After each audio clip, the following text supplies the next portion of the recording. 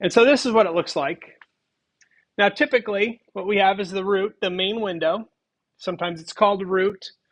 Anytime you see the word root in terms of computing, you want to think of that as the main or the master account or the master window. The main thing is usually called root. Another place you will see root is the main user on a Linux or Unix based system is always called root. That's the one that's all powerful that can do everything. So in this, the root is the main window. Inside that, we usually have at least one frame. That's just good practice. So we put everything in a frame. Sometimes we have multiple frames, depending on how we want the content to be organized, but we use a frame, okay? And inside that frame, we put all of our widgets.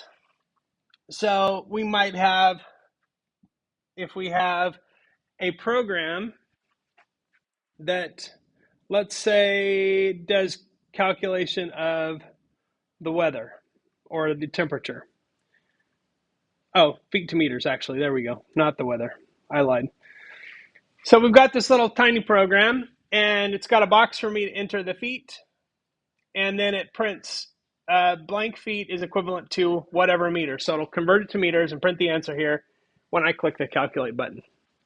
So if I put 100 feet and I click calculate,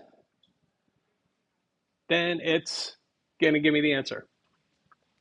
So that's this program. And it doesn't seem like it has that many parts to it, but it kind of does, because these are all of the widgets that are involved in this program. So I've got the entry box where I type the number of feet.